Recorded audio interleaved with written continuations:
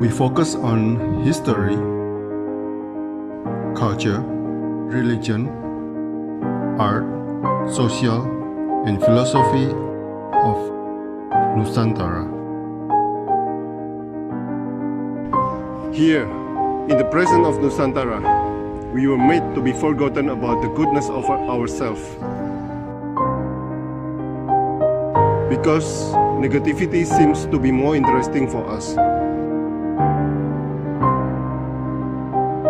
Now, I'm Sutoyo Raharto and friends assist you to remind you, to awaken you that we still can find the gems of Nusantara.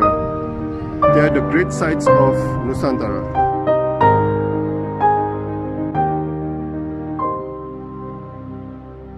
Oke, selamat sore teman-teman. Selamat sore. Kehormatan sangat luar biasa untuk saya sebagai orang luar yang tidak mengerti apa-apa ini. 0-0. Oleh sebab itu saya mulai pertanyaannya dari nol juga, karena saya tidak tahu, blank sama sekali tentang apa ini terah. Dan ya walaupun saya S2 riset tentang budaya Indonesia, tapi saya sangat minim sekali, kosong sekali tentang apa ini terah dan apa yang terjadi. Makanya kemarin mohon maaf, pertanyaan-pertanyaan ada yang saya revisi karena harus dari sudut pandang orang yang biasa, yang nggak tahu apa-apa tentang keluarga keraton. Ya. Iya. Oke, judulnya adalah sebuah perspektif tentang trah sampean dalam ingkeng sinuhun Kangjeng Susuhunan SDI SKS Prabu Mangkurat Agung ing Mataram. Pak Novi, nanti saya akan tanya detail ya. Baik, Pak. Lebih kritis dari pertanyaan, soalnya kasihan yang nggak tahu sama sekali. Oke, saya mulai ya, Pak Novi mungkin mau menyapa dulu, silakan. Baik, saya sapa dulu. Assalamualaikum warahmatullahi wabarakatuh. Salam sejahtera bagi kita semuanya. Pada sore hari ini sangat berbahagia sekali kita semua bisa hadir di dalam Zoom seminar tentang perspektif dari trah sampean dalem ingkang sinuhun Kanjeng Susuhunan Prabu Hamangkurat Agung ing Mataram. Dan tentunya yang hadir di sini adalah sebagian besar para sederek atau saudara-saudara kami yang ada di dalam trah.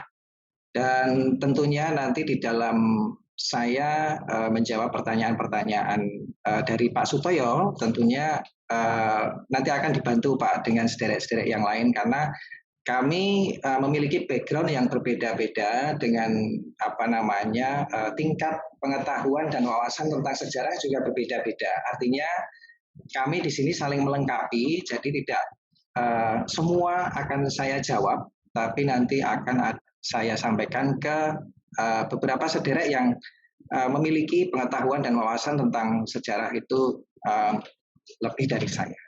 Demikian Pak sapaan saya. Terima kasih. Mungkin ada beberapa teman mengapa kok saya tertarik pada topik ini, karena saya 17 tahun tidak di Indonesia, dan S2 saya tentang kebudayaan Indonesia, dan saya pernah tanya kepada profesor saya, orang Jerman, dan pembimbing tesis saya pada waktu itu orang profesor dari Oxford, Inggris. Saya tanya kepada profesor saya, Sir, saya kan sudah membuat tesis ini secantik ini tentang kebudayaan Indonesia. Nanti kalau penguji saya tanya saya tentang Indonesia itu kacau balau, banyak politiknya, banyak demonstrasi dan sebagainya, apa yang akan saya jawab gitu loh. Profesor saya mengatakan, nanti ngomong aja, you don't know Indonesia. Ya, itu membangkitkan saya sebetulnya. Enlighten me. Membangkitkan, oh ya, sebetulnya kita sebagai Indonesia itu, sebagai orang Indonesia pun kadang-kadang kita nggak tahu tentang Indonesia. Oke, Pak Rio Bondan, Malang. Beliau juga ada keturunan ini. Oke, ya. Oke, saya mulai pertanyaannya ya. Romo Novi Yudanegara. Siapakah Prabu Mangkurat Agung? Lahir di mana, tinggal di mana, putra dari siapa, dan kerajaan apa? Silakan. Baik, terima kasih Pak Sutoyo, akan kami jawab. Nanti akan ditambahkan oleh sederek yang lain untuk melengkapi jawaban saya. Sampeyan dalem ingkang sinuhun Kanjeng Susuhunan Prabu Amangkurat Agung ing Mataram itu, beliau adalah putra dari Sultan Agung Hanyokrokusumo yang dikenal sebagai pahlawan nasional. Lahir di Yogyakarta, di kerajaan atau di ibu kota kerajaan Kerto. Kerto itu di daerah Bantul, Yogyakarta, tanggal 13 Juli 1619. Kemudian beliau ini memiliki ibu, itu bernama atau penyebutannya adalah Kanjeng Ratu Wetan. Ibu ini putri dari Bupati Batang yang bernama Tumenggung Uposonto. Nah, kerajaan Mataram Islam pada saat itu dipimpin oleh ayah beliau Sultan Agung Hanyokrokusumo itu. Kemudian beliau lahir dengan nama kecil Raden Mas Saidin. Monggo mungkin Mas Rahmat mau melengkapi atau Oke. Pak Novi, tadi kan saya melihat silsilah dari Pak Arianto ya, bahwa ada hubungan, kalau ditarik mundur lagi, ada hubungan dengan Majapahit.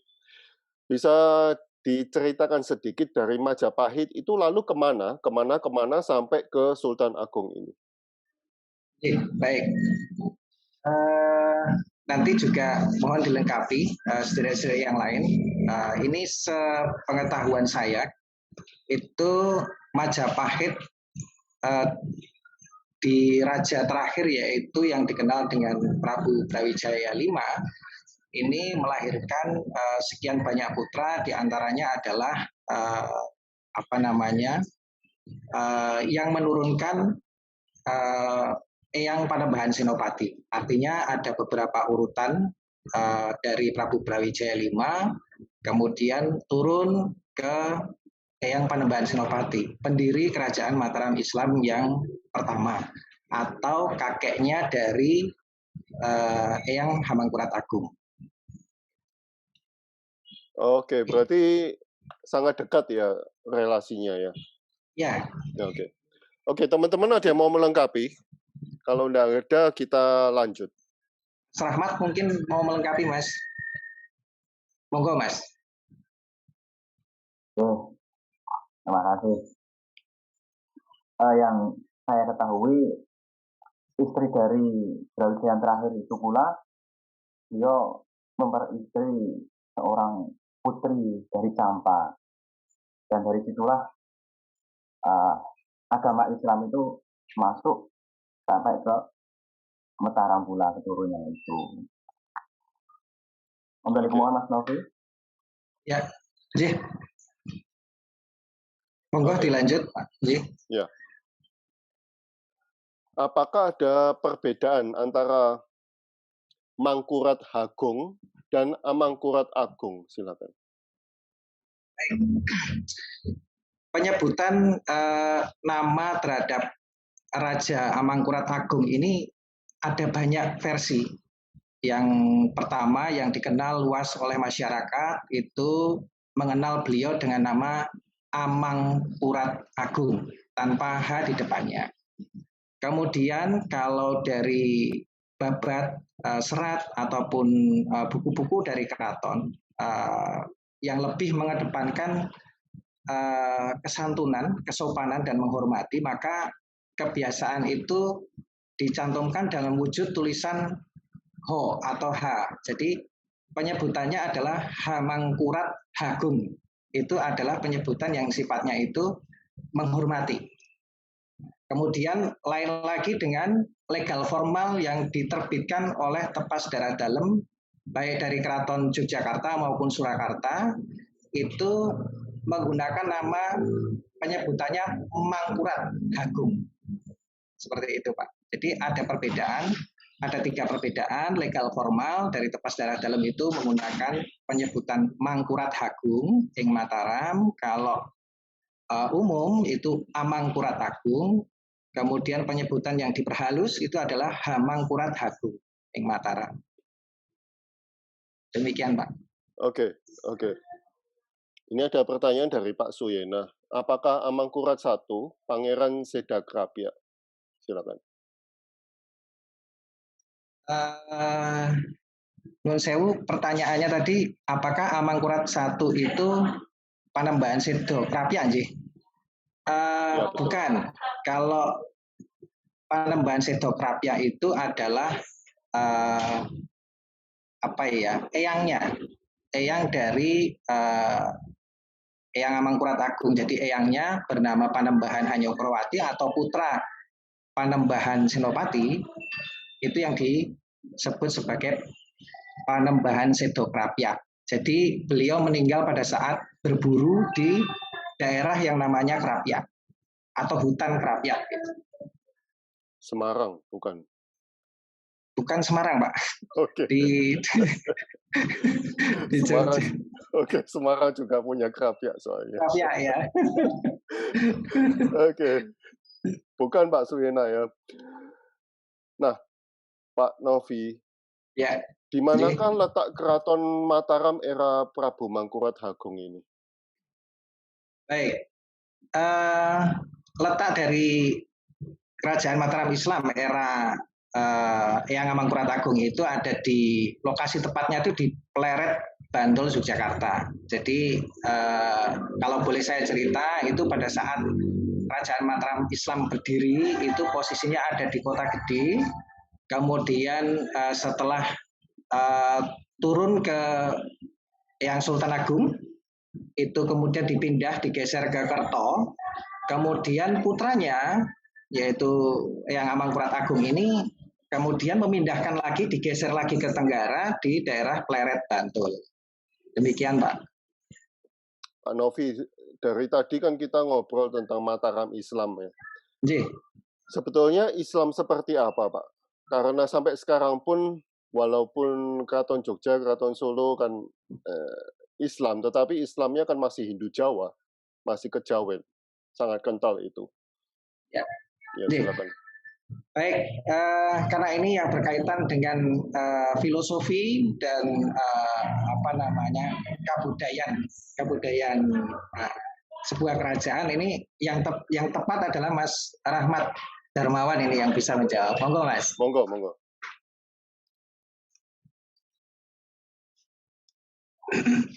Namun mohon maaf kalau itu Mas Novi, saya belum mendalami sangat perihal seperti itu sangat sensitif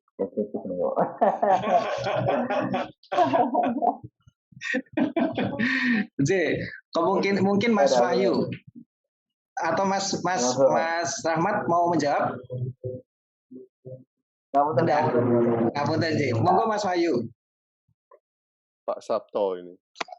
Pak Sabto. Mungkin diarahkan ke Mas Wahyu, Pak Sutoyo. Mas Wahyu, silakan Mas Wahyu. Beliaunya nggak ada. Oke, nanti kita simpan. Halo. Selamat sore. Selamat sore. Selamat sore, Pak. Ya, selamat sore. Mungkin sedikit menambahkan terkait dengan mungkin karena ada nuansa apa ya, Pak ya, antara Hindu Jawa dan juga Islam, dikarenakan proses pendiriannya dari Mataram yaitu oleh Ki Ageng Gede Pamanahan yang merupakan murid dari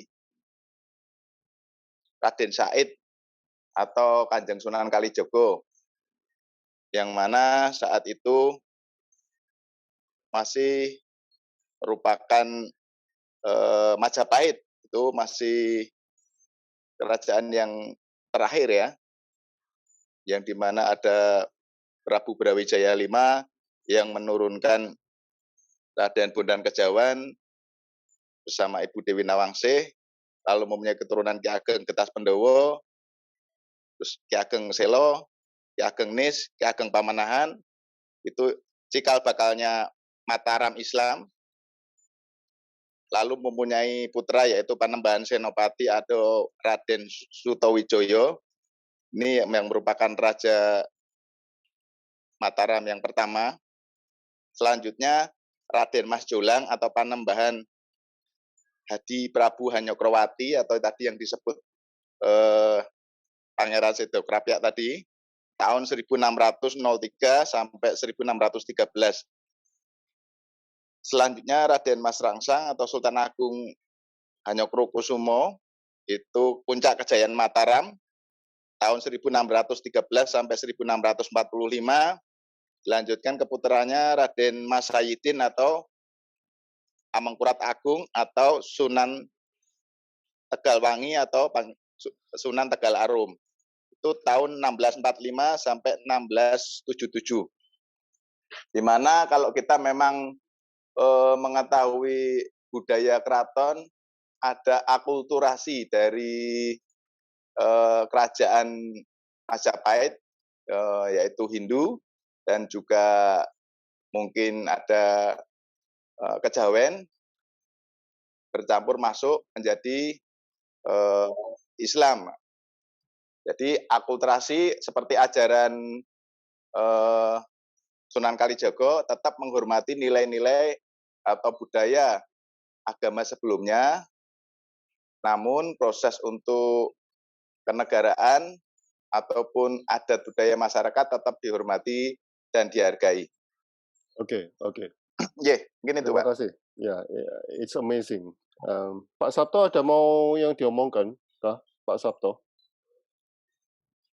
Iya, Pak. Ya, silakan. Mengenai pertanyaan dari Bapak yang tadi Islam yang mana? Kalau misalkan dari cabang Islamnya itu Mataram Sunni, Pak. Islam Sunni. Tapi kalau berkaitan dengan yang dilakukan ajaran kejawen dan lain-lain yang kita semua udah tahu, itu betul Pak Wahyu tadi adalah sebuah akulturasi yang mana dari filosofi Hamemayu Hayuning Bawono atau biasa kita sebut Islam yang rahmatan lil alamin, gitu, Pak. Gitu. Terima kasih. Oke. Terima kasih Pak Sabto. Saya kembali ke pertanyaan pernyataan Mas Rahmat tadi ya. Mas Rahmat tadi kan mengatakan bahwa salah satu masuknya Islam ke Majapahit adalah karena Raja Brawijaya kelima itu meminang seorang gadis dari Campa. Nah, apakah Mas Rahmat sendiri atau kalian itu juga mempunyai anggapan bahwa dari leluhur itu juga ada keturunan Campa atau Vietnam atau Cina Selatan? Silakan. Pak Bayo. Di sini saya berulang kali membaca buku sejarah dan di situ banyak yang menerangkan, misalkan saya bandingkan antara garwo dari Brawijaya yang terakhir yang melahirkan yang Bondan Kejawan itu banyak yang menyebutkan dari negeri Campa dan putra dari seorang ulama yang mewarisi agama Islam masuk ke dalam leluhur-leluhur Mataram. Seperti itu Pak Satoyo. Oke, ya, tapi apakah Mas Rahmat sendiri mempunyai keyakinan bahwa seperti orang Bali itu mempunyai keyakinan bahwa mereka juga ada keturunan dari putri Cina.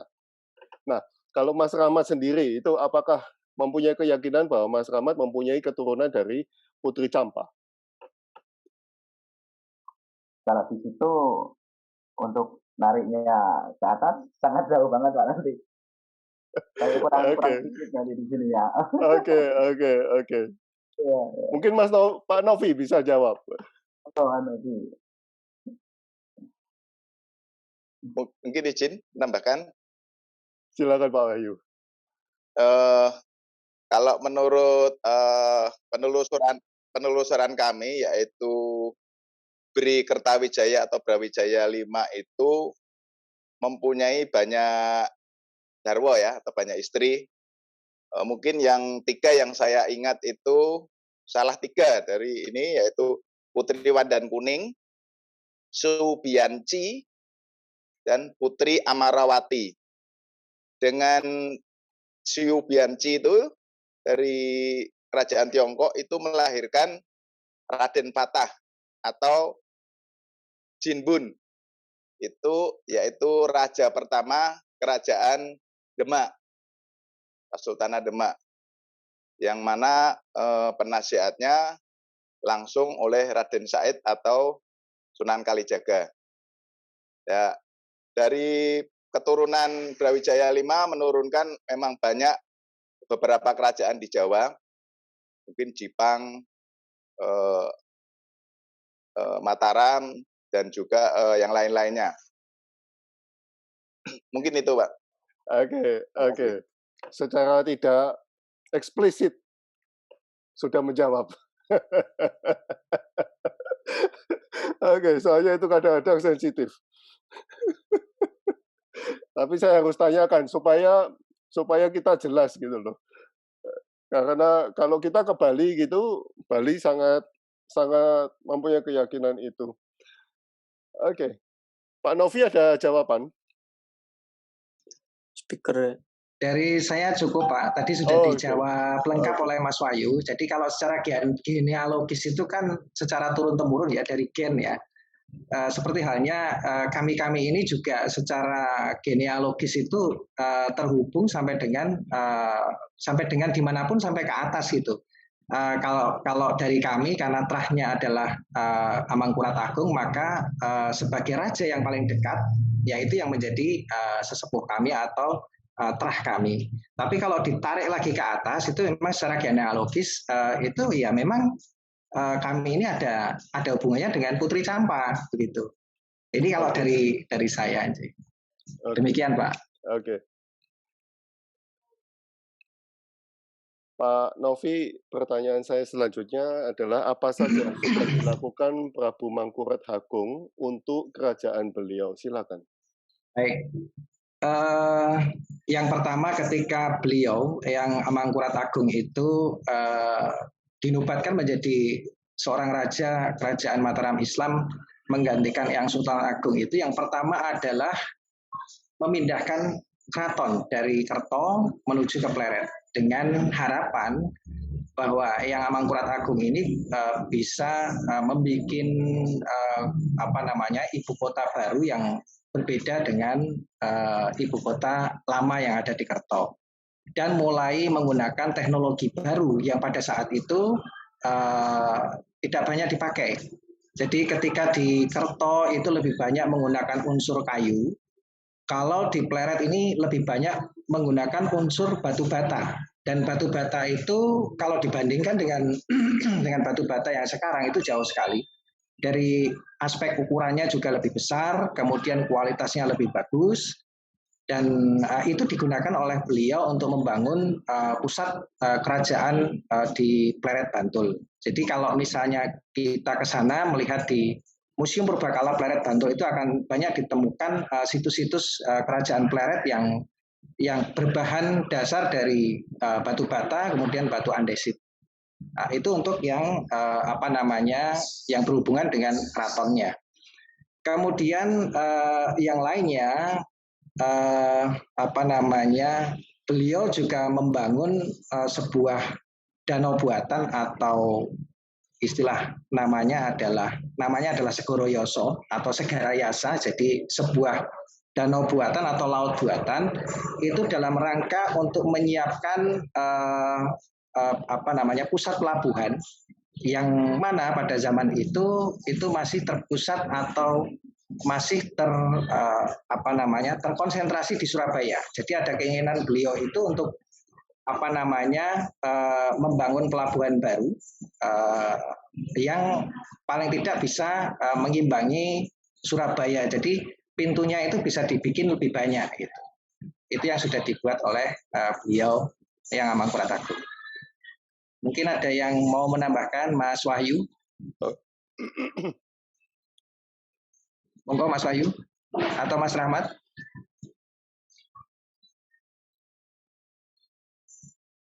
Pak Novi, mungkin. Pak Novi.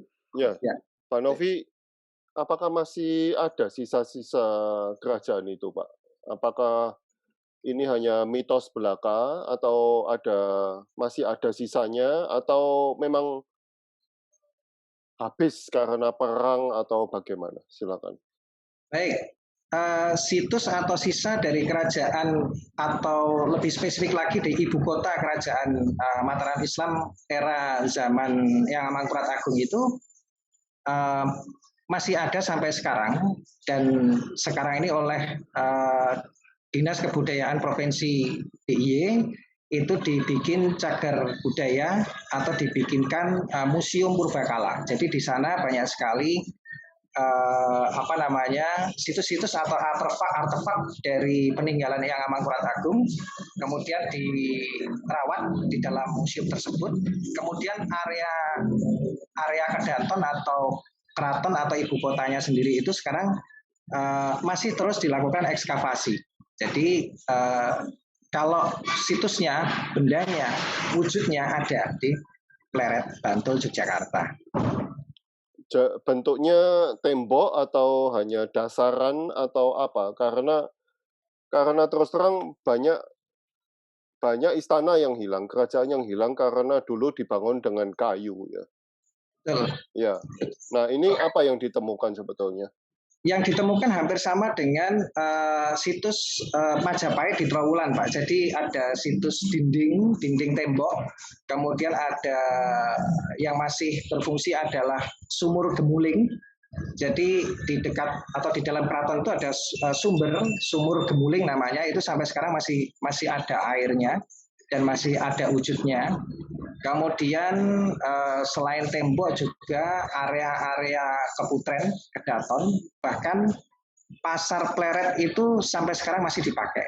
Jadi ada catur gatra, kalau di sebuah kerajaan itu harus memenuhi unsur ada keratonnya, kemudian ada pasarnya, kemudian ada alun-alunnya, dan kemudian ada masjidnya. Jadi 4 ini masih ada, masjid pun juga masih ada, bentuknya ada tembok-tembok, situs tembok-tembok kecil dan sebagainya.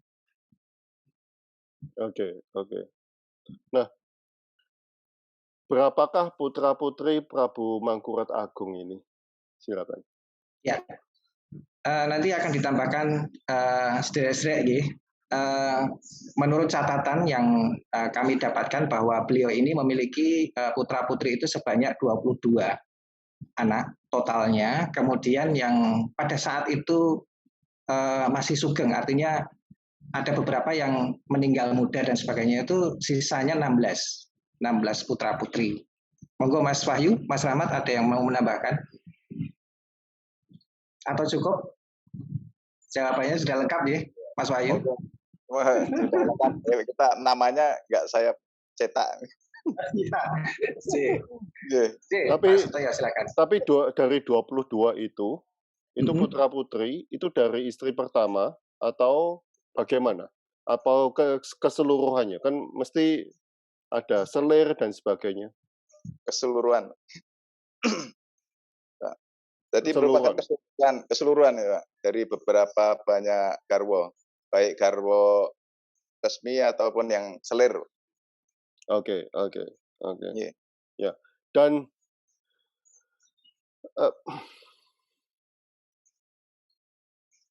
mungkin tentang dan putra-putri ini kemana saja sekarang ini, Pak Novi? Ya. Dari ke-22 atau 16 putra-putri ini tersebar di seluruh Indonesia kalau saat ini sih, sampai juga di luar negeri, karena di luar negeri itu kami punya saudara itu ada di Prancis, Mbak Maya, kebetulan juga mengikuti beliau di Zoom seminar ini, juga Mbak Maria Dimitri ini. Ini juga salah satu sederek yang sekarang ada di Jerman. Jadi memang putra-putri beliau itu sampai dengan saat ini sedang kami cari. Sudah ada beberapa yang ketemu dari grade 1. Grade 1 itu artinya putra-putri yang Amangkurat Agung secara langsung.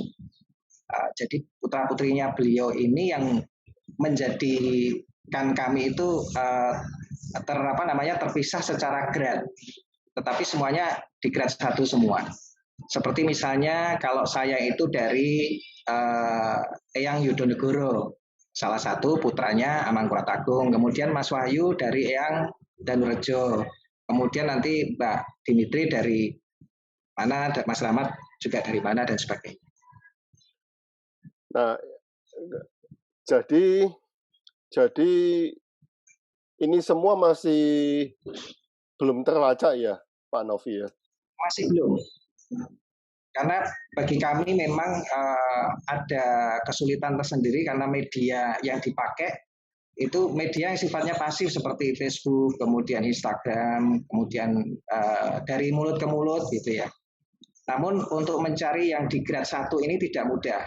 Artinya yang putra-putri langsung di grade 1 itu memang susah. Baru beberapa yang ketemu.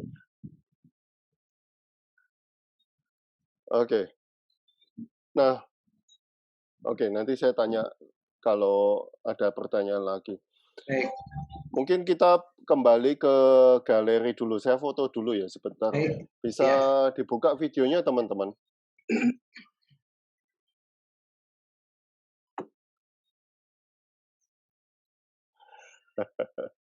Oke, satu.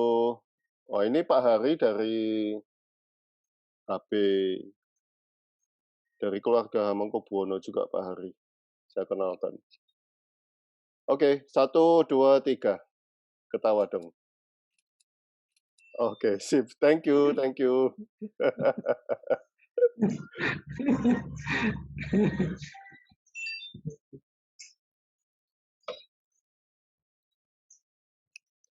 Nah, Pak Novi, mungkin saya kembali ke pertanyaan tadi, karena ada berapakah putra-putri Prabu Hamangkurat Agung. Apakah di keraton ini mempunyai datanya atau hilang? Atau tidak terlacak? Atau dihilangkan? Ya, baik, kami coba menjawab. Kalau pertanyaan di keraton ada atau tidak itu kami balik bertanya, keraton yang di mana, Pak? Maksud Pak Sutoyo, apakah di Keraton Pleret, ataukah di Keraton Jogja, ataukah di Keraton Kasunanan, dan sebagainya? Oke, mungkin saya tanya di Keraton Pleret dulu deh.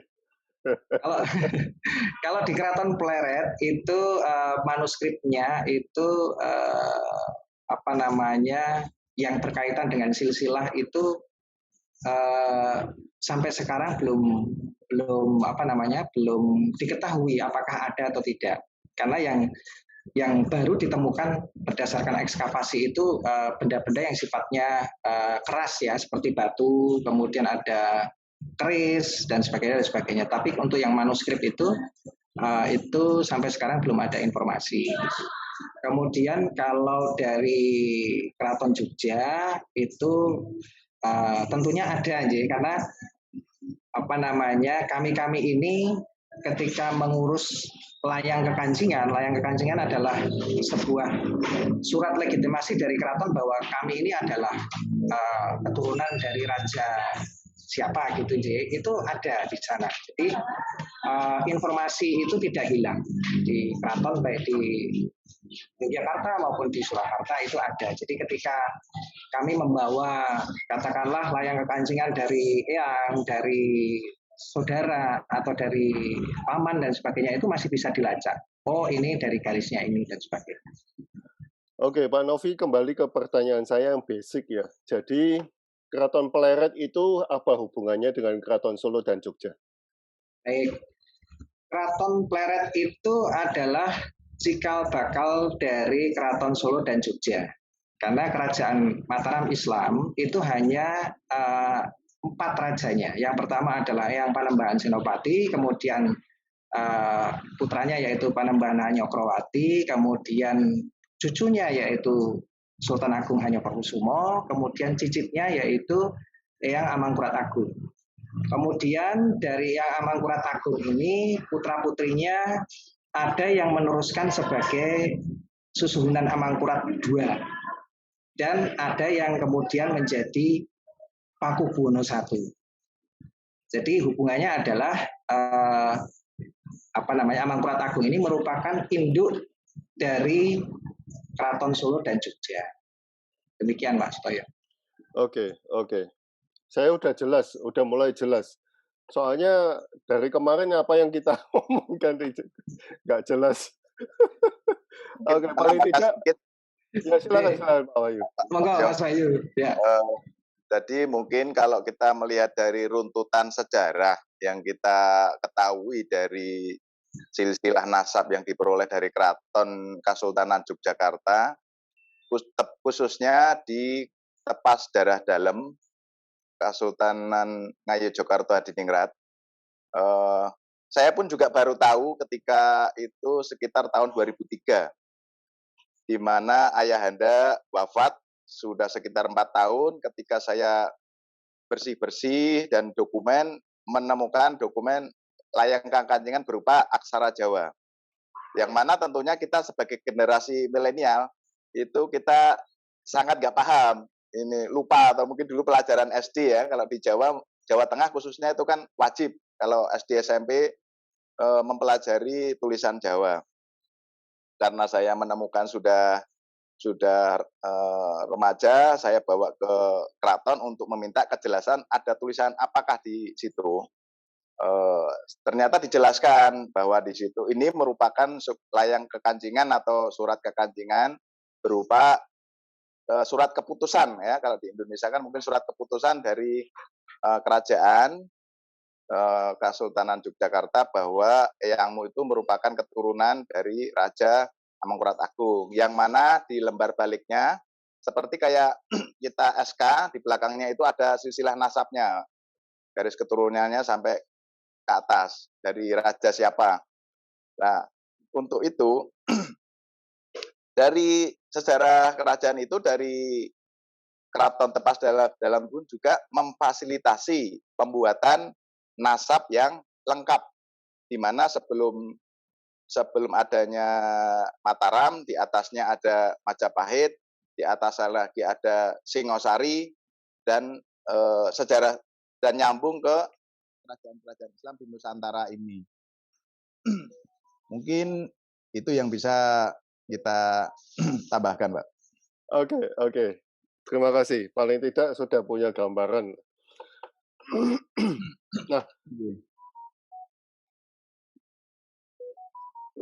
Nah, sekarang bagaimana Keraton Pleret itu runtuh, Pak Novi?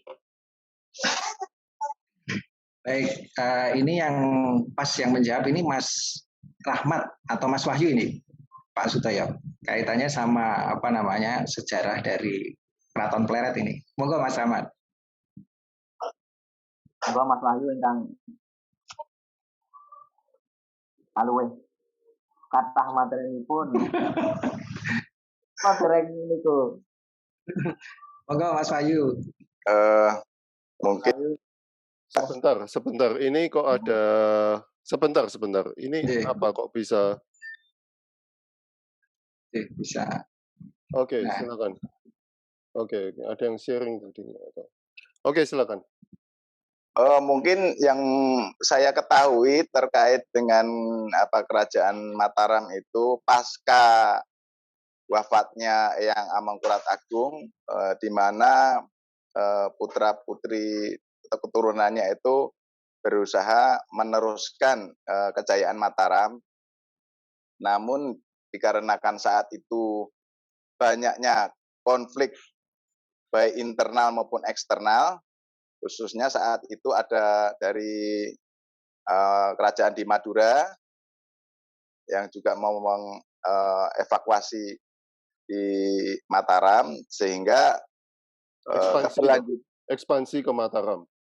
Iya, waktu itu kan nana perebutan dari internal meminta bantuan ke eksternal, sehingga terjadi perpecahan memihak sana, dan juga ada yang ingin berusaha, ya, akhirnya yang ingin meneruskan itu, makanya sekarang di Mataram itu di bawahnya regenerasinya itu ada 4 atau kita sebut catur gatra.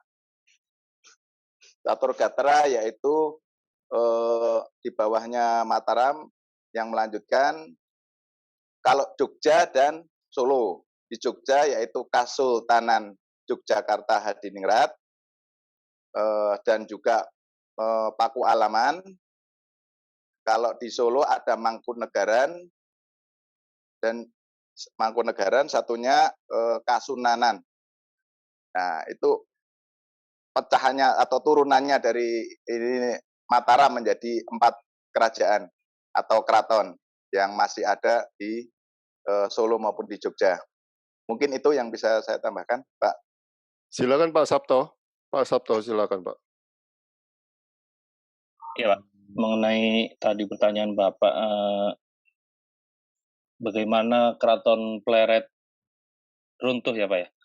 Jadi dari yang saya ketahui, baik itu yang di Kerto, yang di Pleret maupun di Kota Gede itu statusnya adalah ibu kota bukan kerajaan. Kerajaannya masih entitasnya adalah Mataram gitu Pak. Yang mana itu bertahan sampai Pakubuwono III.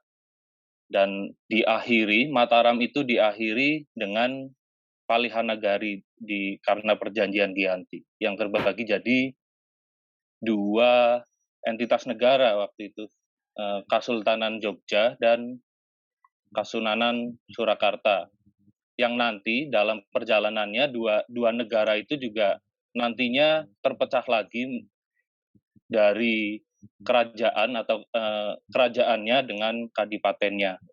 Kayak di Jogja adalah Kasultanan Jogja dan Kadipaten Pakualam. Kalau di Surakarta ada Kasunanan Surakarta dan Kadipaten Pura Mangkunegaran, gitu Pak. Oke.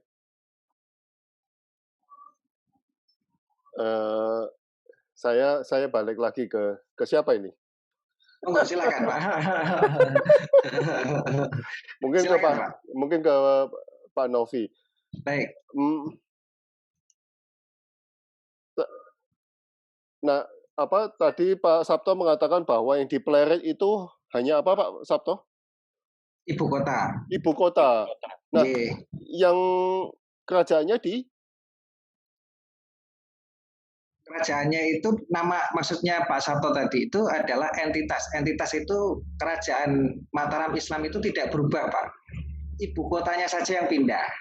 Dari mulai Kota Gede, kemudian pindah ke Kerto, kemudian pindah ke Pleret dengan raja yang berbeda. Tetapi entitas negaranya itu tetap kerajaan Mataram Islam. Baru itu terpecah ketika ada Palihanagari atau perjanjian Giyanti, sehingga memecah menjadi 2 entitas negara dan 2 kadipaten. Gitu Pak. Oke, jelas, clear sekarang. Oke, terima kasih. Ya, oke. Soalnya saya nol putul ya. Nah, bagaimana Prabu Hamangkurat Agung meninggal? Karena perang atau meninggal usia tua atau apa, Pak? Silakan. Ini berhubung yang dekat dengan pasarian beliau adalah Mas Sabto. Dalam hal ini adalah monggo Mas Sabto bisa membantu untuk menyampaikan informasi ini. Karena beliau dekat sebenarnya dengan pasarian Eyang.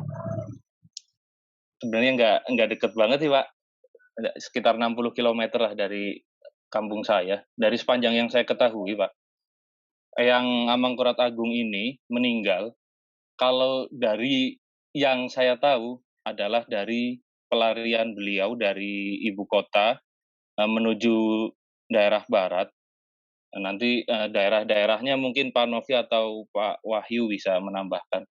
Itu dikarenakan ada pemberontakan dari Pangeran Trunojoyo yang pada awalnya sebenarnya bekerjasama dengan putra mahkota beliau, Mas Rahmat. Namun di antara kerjasama mereka pun akhirnya ada perpisahan, ada perpecahan. Akhirnya Mas Rahmat kembali lagi ke ayahanda beliau Sunan Amangkurat dan mengungsikan diri ke daerah barat gitu, Pak. Dalam perjalanannya beliau memang masih ada kontroversi, entah apakah beliau karena sakit atau karena diracun begitu, Pak. Oke.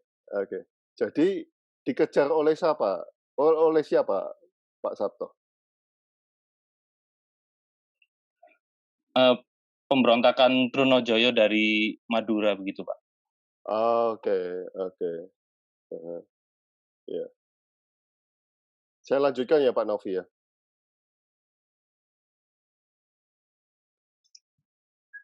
Silakan, Pak.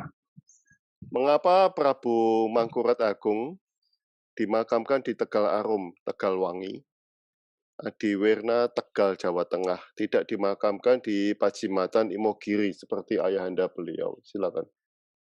Baik. Nanti bisa ditambahkan Mas Wahyu dan Mas Sabto, beliau pada saat berada di luar ibu kota, kemudian sampai di di wilayah Tegal kalau sekarang itu beliau merasa nyaman di situ. Kemudian beliau memang menyampaikan kepada kerabatnya, pada Sentono Dalem, kepada yang ada di sekitar beliau bahwa beliau itu ingin dimakamkan di sini atau tidak di Pacimacan Imogiri, karena juga ingin dimakamkan bersama dengan guru beliau yang bernama Kiai Lembah Manah. Nah, mungkin ada tambahan dari Mas Wahyu. Monggo Mas Wahyu. Mungkin menambahkan sedikit proses, mungkin karena selama ini kalau berdasarkan textbook ya, kalau kita membaca beberapa referensi buku yang dipakai karangan dari Haji de Graaf, yaitu sejarawan Belanda, membedah terkait kejayaan Mataram, karena beliau itu pelaku langsung yang ada di pelaku dan mencatat langsung di masa itu, di era itu.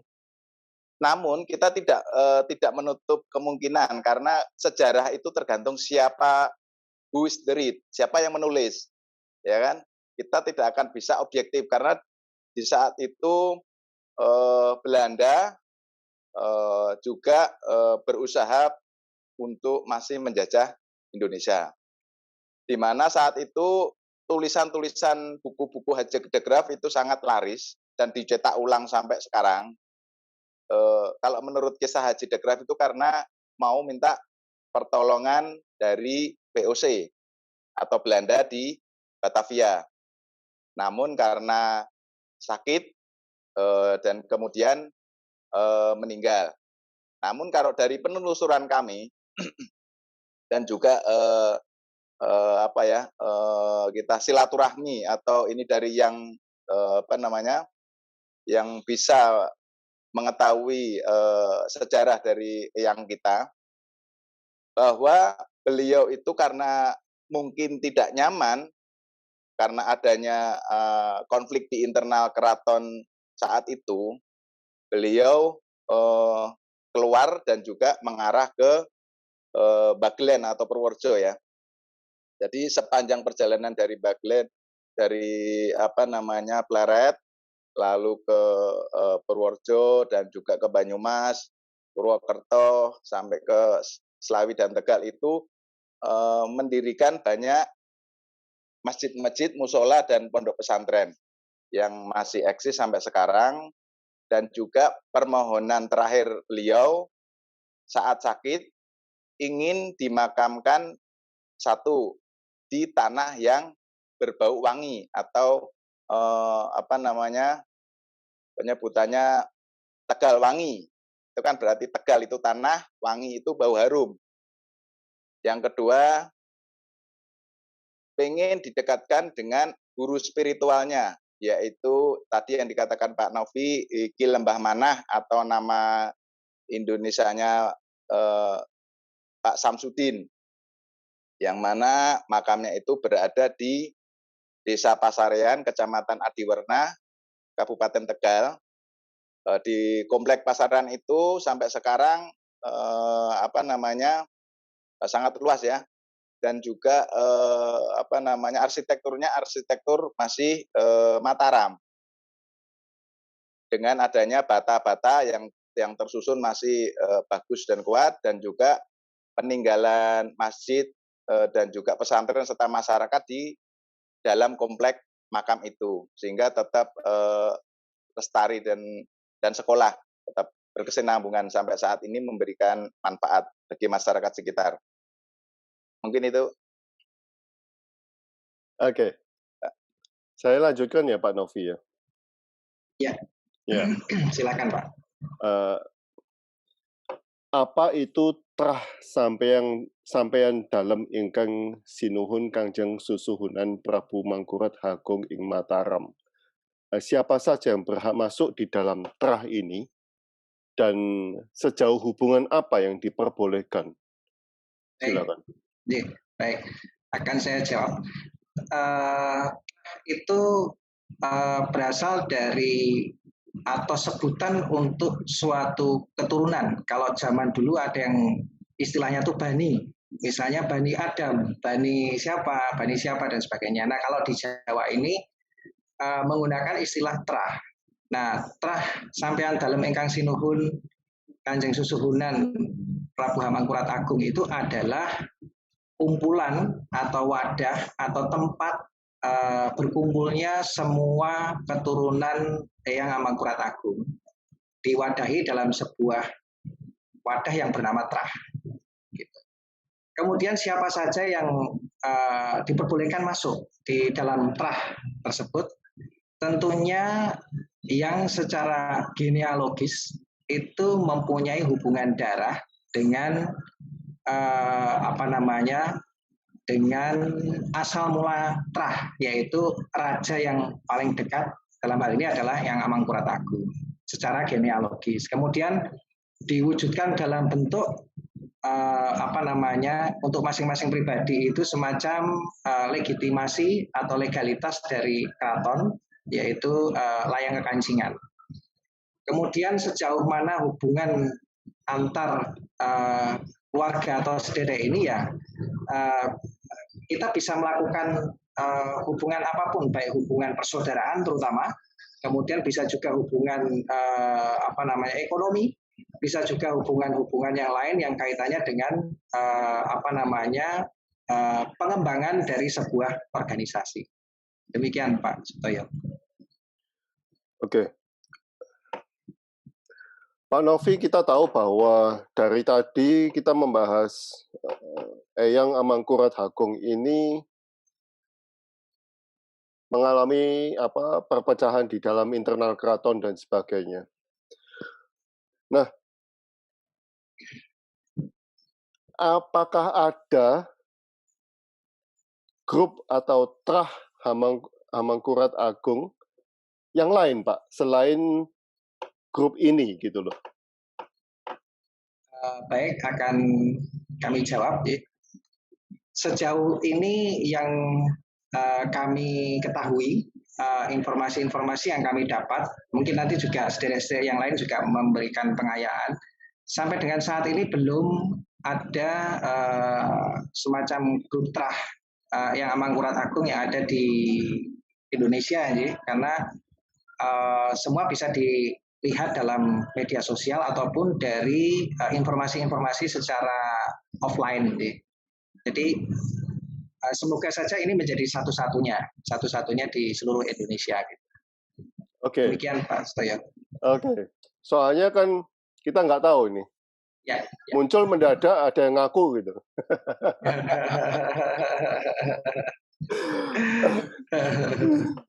Nah, siapa yang memunculkan ide membentuk trah SDI SKS ini, Pak Novi?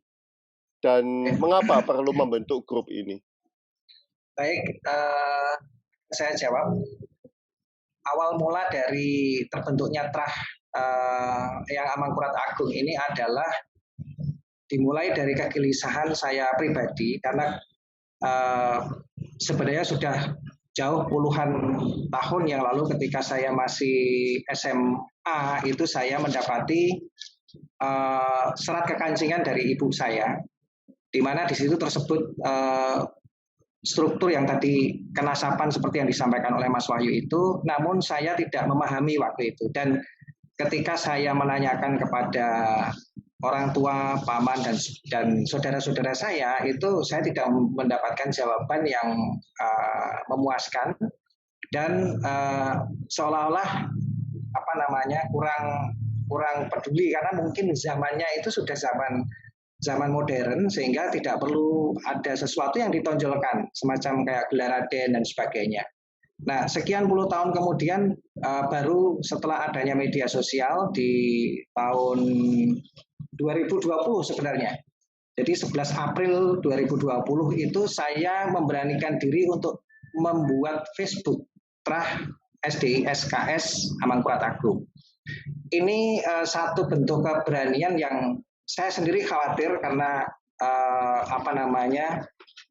saya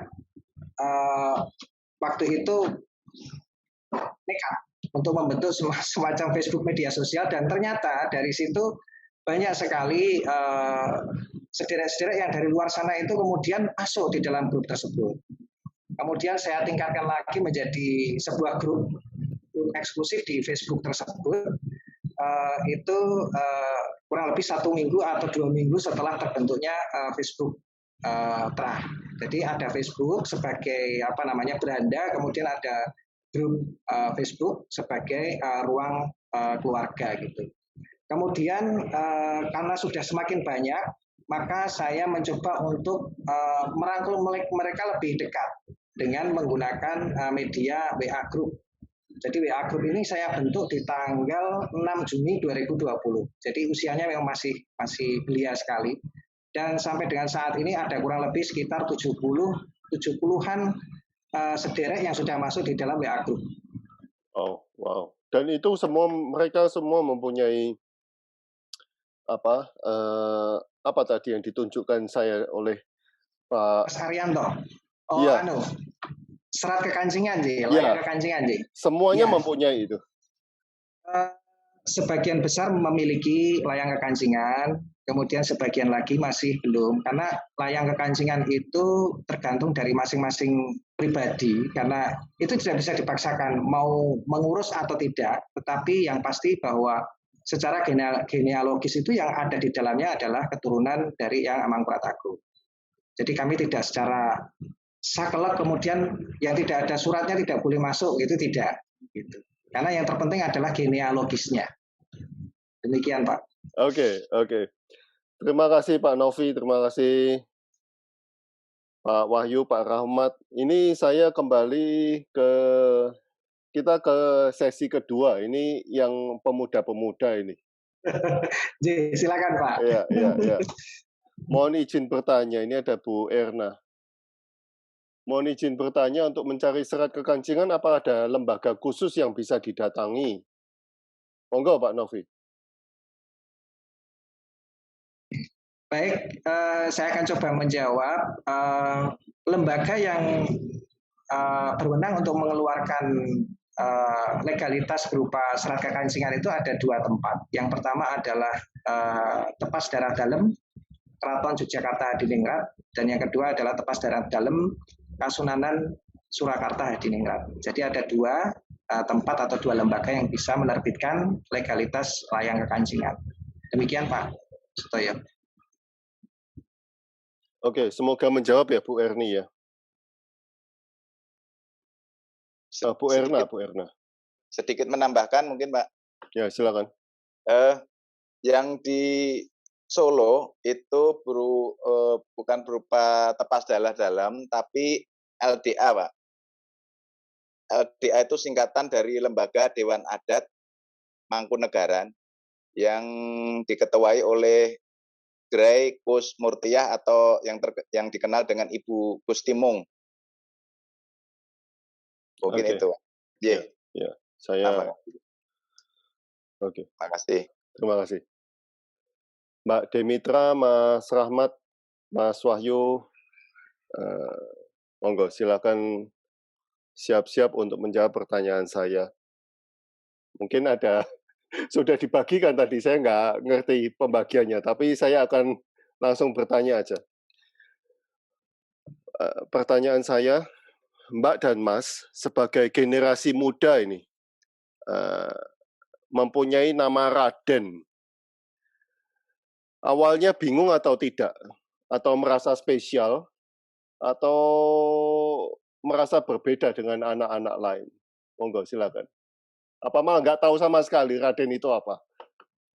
Ya, saya sebagai co-host ini memang sudah ada pembagiannya untuk opini dari kami tim muda ini. Untuk pertama kali mungkin bisa Diajeng Lucky menjawab, lalu dilanjutkan oleh Mas Rahmat nih. Ya, saya masuk. Awal mula mengapa? Awal mula saya bisa tahu bahwa saya memiliki gelar tersebut. Jadi ceritanya itu sebetulnya berawal dari saya melihat peninggalan nenek moyang yang disimpan oleh om saya, paman saya ya. Loh om, ini apa? Oh, ini ada keris dan tombak. Loh, berarti kita ini merupakan keluarga yang ada darah birunya gitu. Saya kan tanya seperti itu sama om saya. Iya, kalau boleh tahu om, kita itu dari terah mana sih gitu. Awal mulanya. Itu umur berapa, Mbak? Itu saya waktu itu usia 25 pada waktu masih di bangku kuliah, Pak. Oke. Iya. Terus selain saya sering melihat paman saya mengurus pusaka, saya juga sering melihat beliau sering ziarah ke makam para leluhur. Ya, waktu itu dekat sekali. Dari makam leluhur itu hanya jalan kaki.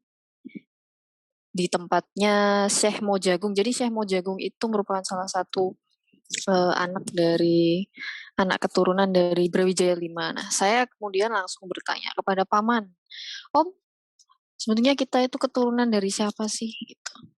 Om saya langsung jawab, ini loh LK, layang kekancingan kita itu ternyata dari Eyang Amangkurat Agung itu lewat kakung, lewat Eyang kakung saya, melalui ibu. Kemudian ternyata ada satu lagi layang kekancingan dari Brawijaya V melalui Eyang, mohon maaf, LK yang dari Amangkurat itu saya melalui Eyang Putri, sedangkan LK yang Brawijaya V itu melalui Eyang Kakung, seperti itu. Kemudian saya tanya kepada ibu saya, Bu, apa betul gitu? Iya betul. Nah, habis itu saya mengurus data-data diri ibu dan saya ke Tepas Darah Dalam. Kemudian di sana pada waktu itu saya mengurus bulan Desember 2021. Saya mengurus di Tepas Darah Dalam. Beliau mengatakan bahwa layang kekancingan tersebut bisa selesai sekitar 3 bulan. Kemudian saya harus menunggu 3 bulan. Sebetulnya Maret ini layang kekancingan itu sudah bisa diambil, tetapi saya belum konfirmasi lagi ke Tepas Darah Dalam. Kemungkinan nanti pada akhir bulan saya akan mencoba ke Tepas Darah Dalam. Jadi seperti itu pengalaman saya. Mengapa saya bisa tahu saya ini masih ada terah dari Amangkurat Agung. Seperti itu. Saya kembalikan kepada host. Oke. Yeah. Sebetulnya sangat simpel sekali. Yeah. Kan tidak semua orang yang punya keris dan tombak itu mesti ada keturunan darah biru. Betul. Ya. Tapi karena Keingintahuan saya. Oke. Iya. Oke. Iya, betul. Oke. Silakan. Terima kasih semuanya. Ya, di sini saya mau ceritakan Pak ya, ceritakan awal mula saya mengetahui silsilah dari Eyang Amangkurat ini. Awal mula dulu terjadi gempa Jogja Pak ya, di 27 Mei 2006 itu. Nah, di situ kita bersih-bersih dari rumah induk, namanya kan rumah tabon ya, rumah tabon, rumah induk itu dari puing-puing yang tembok-tembok yang hancur itu. Lah disitulah ibu saya nemuin surat cancingan yang dulu peninggalan dari Simbah Buyut. Nah, Simbah Buyut itu karena Simbah Buyut itu yang dari jalur ibu, Mbah Putri itu dari Eyang Amangkurat, dan Mbah Kakung itu dari Mbah Jogoboyo seperti itu. Nah, di situ terus lambat laun ibu nyuruh saya ngurus cancingan tadi yang berupa yang masih coklat itu Pak, masih coklat, masih yang lama itu ke tepat darah dalam. Nah, disitulah kita mulai mengurus dan seperti biasa kita menunggu prosesnya terjadi itu. Nah, dan itu sekitar nunggunya 5 bulan Mbak ya, 5 bulan terjadi. Nah, terus kita lah mencari letak makam para leluhur kami ini. Ya, alhamdulillah ketemulah Eyang Amangkurat di Tegal dan Eyang Sindurjo di Magelang, seperti itu Pak. Awal mulanya kita mengetahui silsilah ini. Wow. Berarti dulunya nggak tahu sama sekali, Pak? Nggak tahu Pak. Karena gempa itu baru tahu. Ya, karena gempa Jogja.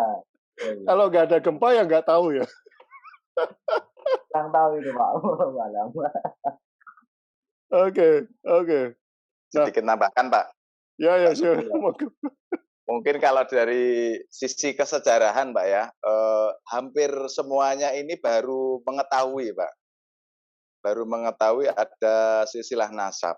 Khususnya ayahanda saya maupun leluhur-leluhur tidak pernah memberitahu bahwa kamu ini keturunan dari kerajaan. Itu nggak dikasih tahu.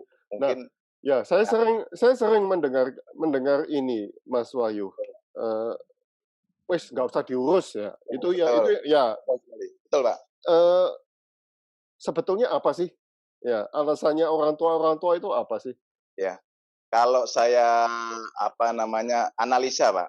Kalau saya analisa mungkin dari sisi kebudayaan itu bagaimana kita menjaga etika sopan santun kita itu apakah sudah sesuai, karena kan jangan sampai misalkan nih kalau sudah dikasih tahu kamu keturunan ini tapi keturunan atau kelakuan kita, attitude kita tidak mencerminkan seorang raja yang dimana itu sangat menjaga nilai-nilai keluhuran budi pekerti.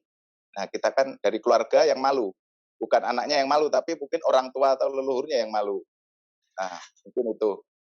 Kedua, dari keluarga atau keturunan yang Amangkurat ini paling banyak itu berdomisili di Bagelen, Pak. Bagelen itu sekitar daerah Purworejo dan sekitarnya. Jadi sebelah utaranya sebelah baratnya Jogja itu kan Kabupaten Purworejo. Itu banyak keturunan dari yang Amangkurat yang berada di sana dan menyembunyikan nasab atau garis silsilahnya. Dikarenakan saat itu dari pihak Belanda itu mencari-cari orang yang masih keturunan dari kerajaan untuk dilakukan penangkapan. Dikarenakan banyak dari keturunan kerajaan itu menjadi pemberontak atau mensugesti masyarakat untuk melakukan perlawanan terhadap penjajah VOC atau Belanda. Sehingga Belanda merasa ketakutan, sehingga mencari-cari keturunan dari yang Amangkurat atau khususnya mungkin dari kerajaan untuk memadamkan api-api pergolakan atau timbulnya nasionalisme untuk kemerdekaan bangsa Indonesia, sampai pada saatnya nanti pada tahu, mungkin setelah beliau wafat, anak cucu itu baru mengetahui hal yang tersurat dan tersirat tersebut. Mungkin itu. Ya, kadang-kadang ada perasaan itu campur aduk. Yeah. Kadang ada benci, dendam, yeah. masa lalu. Betul sekali, Pak. Oke. Mbak Demitra sudah ya? Saya lanjutkan ya. Iya, monggo Pak. Apa yang diajarkan orang, ya ini untuk Mas Rahmat mungkin belum ada karena gempa itu. Gempa. Apa yang diajarkan orang tua tentang gelar yang disandang Mbak atau Mas? Tiap orang tua mempunyai pengetahuan yang berbeda-beda tentang terah. Apakah semua anak menganggap gelar tersebut penting? Ya. Ini mungkin untuk para milenial ini. Ya. Apalagi milenial yang sudah dididik di dunia barat. Ya. Silakan monggo. Iya, izin menjawab. Seperti yang sebelumnya Pak Novi sudah katakan bahwa orang tua zaman sekarang punya struggle untuk mengenalkan budaya, sejarah, apalagi sejarah ya, itu kan seperti dongeng pengantar tidur. Kalau tetap terjaga nggak tidur-tidur, susah. Itu yang jadi kendala sebenarnya untuk orang tua, termasuk orang tua saya. Kenapa? Karena dari keluarga besar, dari 11 orang anak yang buyut saya, hanya 2 orang yang tertarik dengan sejarah keluarga. Dan itu yang putri saya dan adiknya, adik beliau yang paling kecil. Ketika kita besar sendiri, dari ayah ibu saya selalu bilang bahwa ini hal yang berat. Gelar itu adalah amanah. Itu bukan sesuatu yang bisa disepelekan. Kalau kita mau seperti ini, ketika orang tua kita meninggal, kita datang nyekar ke makam, lalu kita panjatkan doa, kita kirim doa-doa untuk mereka. Itu kembali ke hati kita. Kadang bahkan orang tua ya, ini nggak usah kita bicara berapa grad jauh ke atas. Orang tua kadang berbelas-belas tahun kebiasaan untuk nyekar itu hilang. Apalagi kalau udah sibuk punya keluarga sendiri, ya setahun sekali kalau Lebaran atau Natal. Nah yang seperti ini orang tua saya kalau dari keluarga kami selalu berpesan kalau siap untuk menanggung kewajiban dan tanggung jawab untuk berbakti ke leluhur, monggo. Tetapi kalau merasa nggak siap atau jadi menyepelekan, itu hal yang nggak baik. Tapi siap dan tidak siap pun kan itu sudah jadi tanggung jawab secara eksplisit dan tidak eksplisit gitu loh. Benar, tetapi kita memiliki pilihan sebenarnya. Seperti Mas Wahyu bilang tadi, pembuatan serat kekancingan itu juga pilihan. Kembali kepada pribadi. Apakah kita mau meneruskan atau kita memilih untuk menutup, menghilangkan. Di tepas darah dalam pun ada tertulis bahwa ini bisa, contohnya kalau hilang, ada sumpah. Kalau kertas itu hilang, ada banyak keluarga dari keluarga saya, keluarga besar saya, memang menghilangkan. Jadi udah tutup. Nah, entah apapun secara pribadi ya, alasan pribadi, tapi itu terjadi. Nah, ini yang sebenarnya kalau saya pribadi, saya ngerasa itu terketuk hati aja. Itu panggilan. Oke, sekarang Mbak Oke, kita nggak usah ngomong orang tua kita lah. Kita Mhm. tanya, saya tanya langsung ke Mbak Demitra, kalau misalnya sudah punya putra-putri, apa yang dilakukan? Oh, saya pribadi bergabung di grup ini itu punya visi misi. Karena, saya ngelihat kayak anak-anak muda zaman sekarang dan juga posisi saya di sini, saya kehilangan identitas. Makin tua, saya tuh merasa mungkin karena faktor, tempat juga ya mempengaruhi keinginan untuk pulang ke rumah yang seperti itu. Jadi itu juga ada faktor itu. Tapi hilang identitas ini sebenarnya. Saya siapa? Lalu ketika saya punya keluarga atau punya keturunan nanti, apa yang bisa saya bagikan atau saya ajarkan untuk mereka? Sebenarnya sesederhana itu awalnya, dari faktor itu. Nah, orang tua saya kalau dari, ibunda ya ini, dari garis ibunda saya, juga tidak memaksakan kami, anak-anak kami berempat untuk meneruskan ini. Meskipun mengharapkan iya, tetapi tidak memaksakan. Berarti nanti kalau sudah punya anak akan diteruskan, Mbak Demitra? Insya Allah, Pak. Oke. Tetap semangat. Oke. Iya. Mungkin saya mau Mbak Maya silakan ngomong, Mbak Maya. Soalnya ini ada satu kasus juga. Mbak Maya silakan. Terima kasih Bapak Silakan. Pak Stoy atas kesempatan. Sebetulnya kalau saya seperti yang telah saya tulis awalnya memang saya sedang mencari jejak leluhur, meskipun leluhur itu sendiri terbukti dengan tulisan dari paman saya yang mencoba membuat silsilah ke bawah dari Mangkurat Agung ini. Namun setelah saya melakukan pencarian sampai ke Purworejo, karena dituliskan di silsilah itu bahwa leluhur saya pernah menjabat sebagai lurah di Purworejo. Namun hingga saat ini saya dan kerabat saya belum menemukan bekas-bekasnya.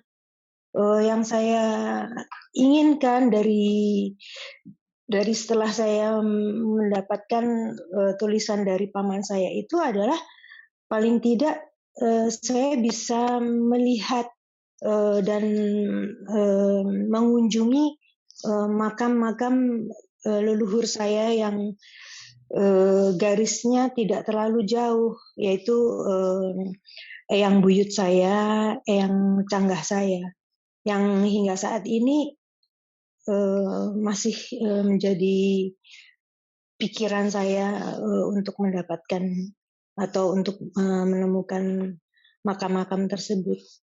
Itu yang bisa saya sampaikan, Pak Stoy. Nah, Bu Maya Ranoe Gauvin, ini nama dari mana, Bu? Gauvin itu nama keluarga suami saya. Saya singkat Ranu Sudirjo, eyang saya, Pak. Oke. Saya pikir dari luar pulau, Ibu. Suami saya warga negara Perancis, Pak. Oke. Wow. Wah, harus tes DNA ini. Kenapa, Pak? Bukan, kan mestinya harus diadakan tes DNA juga. Ini menurut Pak Rio supaya pada gampang lebih menemukan itu.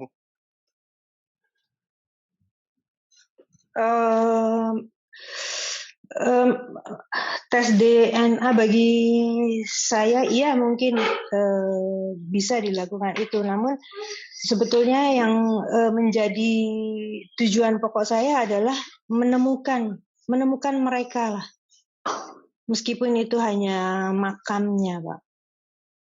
Iya. Soalnya itu sudah mulai dilakukan di China juga, tes DNA ini, menggali kubur mereka. Oke, saya kembali ke Mbak Demitra ya. Mbak Demitra Ya. dan Mas yang lain. makanya perlu. Oke. Seberapa pentingkah trah atau gelar itu untuk kehidupan Mbak atau Mas?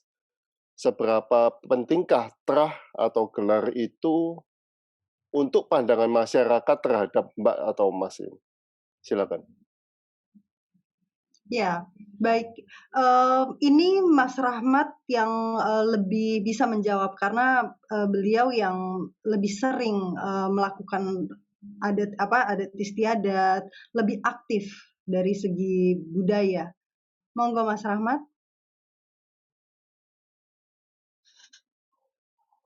Sebenarnya saya nggak terlalu sering sih Mbak ya. Oh enggak. Karena lebih mendalami gelar ini, Kantiani kan belum lama, jadinya belum paham terlalu banget seperti itu. Mungkin kembali ke Pak Novi. Soalnya Pak Novi mungkin udah cukup lama. Silakan Pak Novi. Ya, baik. Kalau kami sebagai salah satu keturunan dari, kita sudah kami mengetahui bahwa kami adalah keturunan dari seorang raja. Itu tentunya ada sesuatu yang kemudian membebani kami bahwa gelar itu mengandung konsekuensi seperti tadi yang sudah disampaikan oleh Mbak Mitra maupun Mas Rahmat ya. Konsekuensi logisnya adalah seperti tadi yang disampaikan oleh Mas Wahyu bahwa kita harus menjaga marwah dari yang kita sebagai seorang raja. Itu yang pertama. Kemudian yang kedua, kita harus melakukan estafet perilaku dari yang kita yang adiluhung ya tentunya itu kemudian kita pakai sebagai perilaku kita sehari-hari yang kemudian nanti akan kita turunkan kepada anak kita. Karena kembali lagi kepada genealogis bahwa trah itu berdasarkan darah, maka ditolak ataupun diiyakan itu sama saja, bahwa gelar itu pasti akan tersemat secara pasti gitu, baik itu diurus atau tidak layang kekancingannya. Jadi kalau ditanyakan apakah gelar itu penting atau tidak, bagi kami itu penting karena mengandung makna, konsekuensi, dan obligasi moral yang ada di dalamnya yang kita tidak bisa menolak karena memang itu yang tersemat, baik diurus layang kekancingannya atau tidak. Gitu. Nah ini yang seperti Mas Wahyu tadi omongkan, sejarah itu tergantung siapa yang menulis. Betul ya. Sekarang kan kita ngomong terus terang ya, kan kita tidak tahu, kita bukan ngomong terah mangkurat, tetapi penting atau tidaknya ini, nah ini siapa yang menanamkan ini loh, Pak Novi? Kok bisa mendadak misalnya Bu Maya tadi, oh ya mau muncul ini, mau mencari ya. Seperti Mas Rahmat, oh ya mau saya tak urus ah. Ya kan, apakah ada suatu pengalaman spiritual atau kejadian apa? Kalau orang bule mesti ngomongnya apa itu saya lupa. Kalau orang bule ngomong apa itu? Salah satu cabang pencerahan ya, enlightening ya. Bukan. Enlightening bukan ya. Pencerahan mungkin. Ya, pokoknya suatu kejadian spiritual lah. Dejavu. Bukan dejavu. Let me think ya. Let me think dulu ya. Tapi ya pernah ada itu. Untuk kalian ini. Ya, kalau untuk saya pribadi mungkin saudara-saudara yang lain akan mengalami hal yang berbeda-beda pula. Kalau dari saya sendiri seperti ya semuanya mendadak ya, saya membuat Facebook untuk trah yang Amangkurat Agung ini juga saya tidak tahu mengapa kok saya bikin gitu. Saya sampai sekarang juga tidak tahu jawabannya gitu, bahwa kenapa gitu, dan loh kenapa kok bisa bikin terus bagaimana, itu seperti seolah-olah seperti dituntun saja bahwa habis ini saya bikin ini, dan seterusnya. Kemudian makna gelar Raden yang tersemat itu makin lama tuh makin kuat gitu. Obligasi moral harus selalu terus diupayakan gitu. Itu suatu dorongan yang saya sendiri juga tidak saya bikin gitu, tapi itu muncul dengan sendirinya, seperti halnya Mas Rahmat ketika gempa kemudian mengurus dan sebagainya. Mungkin Mas Wahyu juga punya pengalaman pribadi semacam itu, karena kalau saya pribadi sebenarnya beliau-beliau ini kan hanya pindah alam. Ini kalau menurut keyakinan kami, beliau-beliau ini, leluhur ini hanya pindah alam saja sebenarnya, tidak meninggal secara harfiah ya, tapi pindah alam dan tentunya masih punya hubungan terutama hubungan spiritual ya. Nah, ini yang kemudian estafet ini tidak bisa berhenti gitu. Semacam itu. Pasti ada menyambung gitu. Saya kira itu jawaban dari saya ya. Mungkin ini, Mas Wahyu. Bu Erna ada jawaban ini. Ya, Bu Erna mengatakan saya sepakat dengan Mas Novi. Saya juga kadang merasa dituntun untuk mencari leluhur bapak saya di Purworejo. Iya. Oke, saya lanjut. Nah, apa rencana Mbak atau Mas terhadap gelar yang sudah disandang? Baik, mohon izin untuk menjawab. Mewakili kaum muda, sebenarnya kami sudah bicara dari tim sendiri. Ini visi misi kita masuk ke dalam grup Putra Paguyuban ini apa? Karena memang dari persentase banyaknya anggota dari segi usia, dari para sepuh, senior, kita kaum muda tuh tergolong minoritas karena mungkin cuma 20% ya Pak ya, Pak Novi, dari anggota keseluruhan. Jadi memang tongkat estafet yang sedang diberikan ini luar biasa berat. Dengan hanya segelintir anak muda di kita harus melakukan sesuatu. Jadi ini yang jadi bahan diskusi kami anak muda. Sebagai generasi muda, pertama kita harus sadar dulu. Kenapa? Apa tujuan kita memakai gelar ini? Untuk kesombongan pribadikah, kepuasan pribadikah, atau berbakti? Nah, ini yang sering kita coba buat ngelurusin dari kami tim muda. Kami punya visi misi untuk meluruskan pemikiran yang salah kaprah dari masyarakat atau anak generasi sekarang ya, milenial, bahwa Raden gelar lahir itu identik dengan sesuatu yang untouchable, tidak tersentuh, sesuatu yang holy ya, sesuatu yang luar biasa sakral. Oh iya, itu benar untuk beberapa sisi. Tetapi kita lihat coba dari Keraton Jogja, para putri dalam Hamengkubuwono, Gusti Kanjeng Ratu Bendoro, Mangkubumi dan adik-adik beliau membuat podcast contohnya. Putri Kedaton yang sedang running dan peminatnya makin lama makin banyak karena curiosity, keingintahuan generasi muda, apa ini? Oh, putri-putri kayak seperti di luar negeri kah? Di Inggris kayak Princess Diana atau seperti apa, kita juga punya, mungkin berawalnya dari situ. Tetapi mereka punya visi misi. Beliau-beliau ini punya visi misi bahwa mengikuti perkembangan zaman bukan berarti kehilangan bentuk adat, budaya, istiadat, sejarah, semua cerita yang sudah ada, itu fakta sejarah. Bahwa kita keturunan itu fakta sejarah, itu tidak bisa dihilangkan. Sebagaimanapun kita mencoba untuk menghilangkan itu tidak bisa dihilangkan. Nah, ini yang harus kita, kaum milenial terutama yang menyandang gelar dan menyanggupi untuk melanjutkan tongkat estafet ini. Untuk pertama sadar adalah apa tujuan kita memakai ini. Kalau hanya untuk kepentingan pribadi, ego pribadi, lupakan.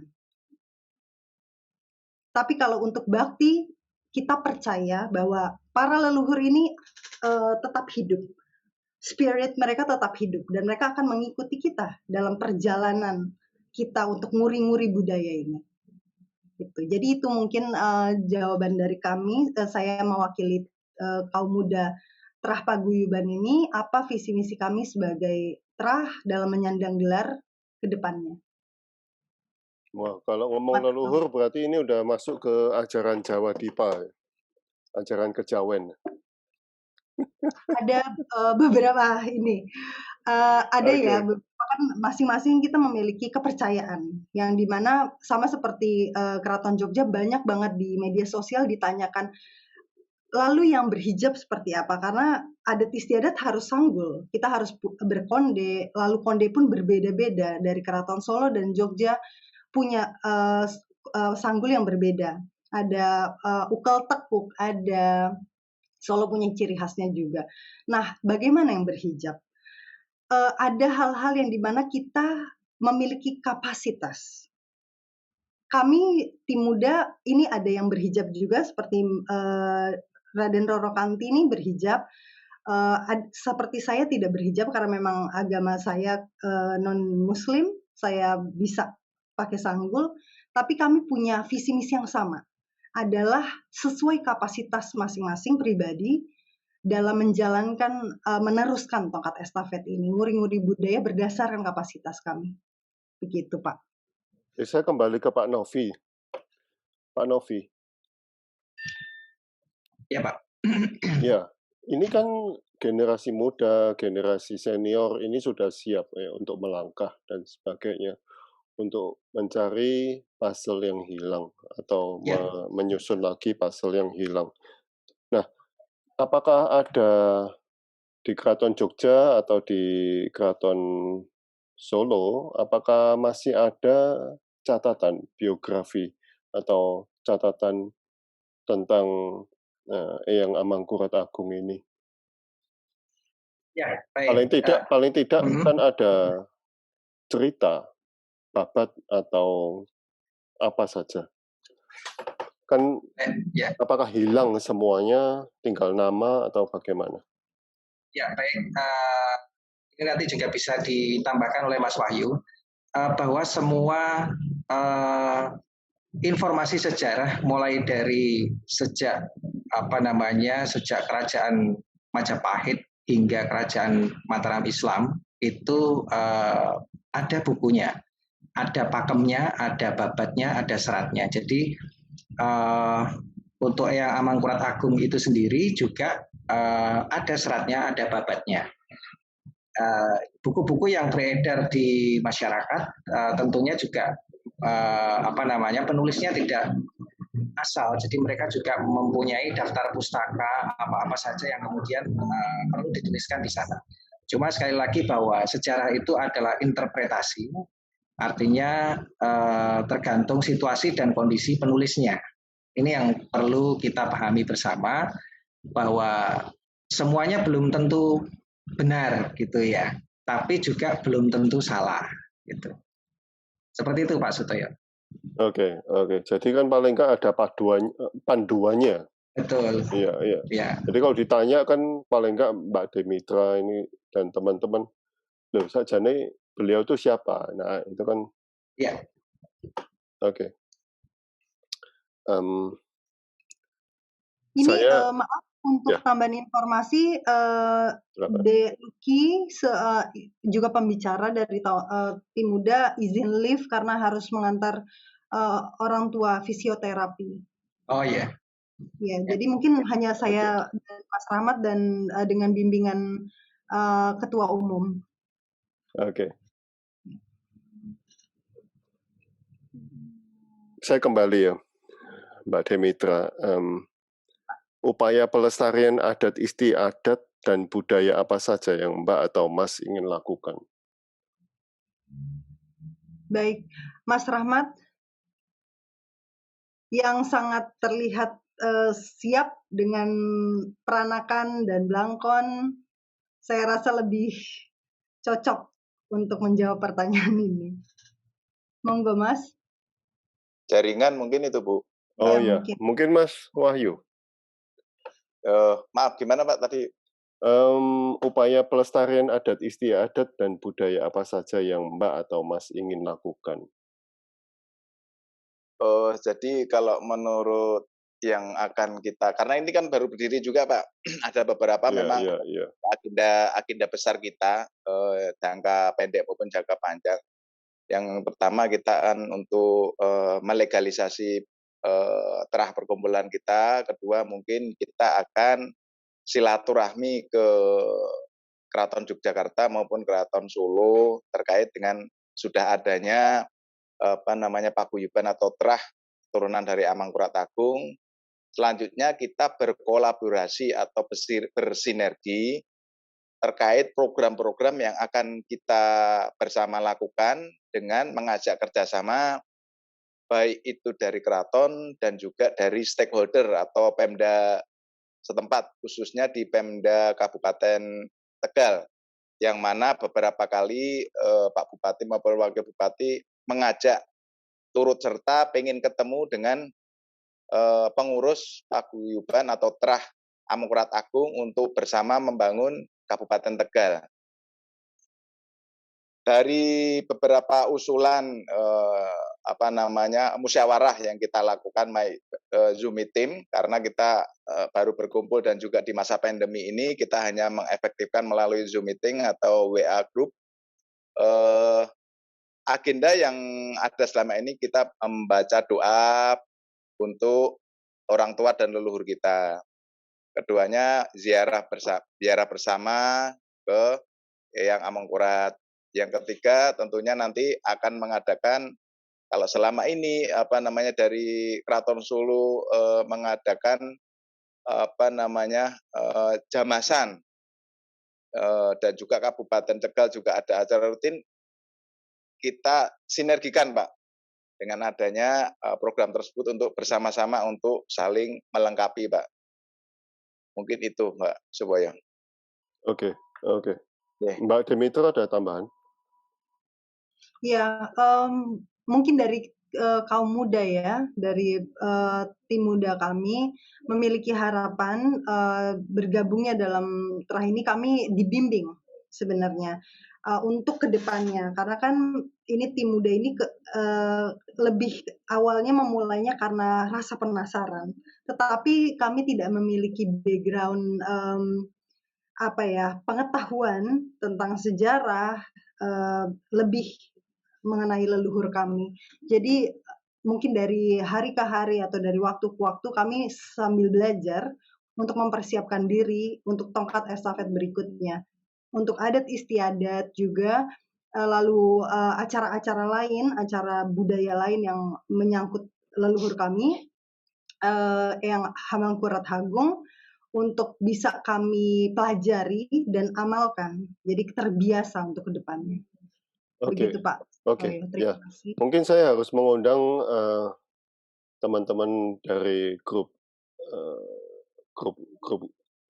kami ya, bisa memberi masukan atau mungkin welcome speech atau mungkin salam persaudaraan karena sama-sama dari keraton. Pak Hari, monggo silakan ngomong 1-2 patah kata Pak setelah menyaksikan ini Pak. Mungkin perkenalan dulu, Bapak kan dari Jogja, kangen Jogja katanya. Nah ini saya bawakan prajurit. Silakan Pak. Ya.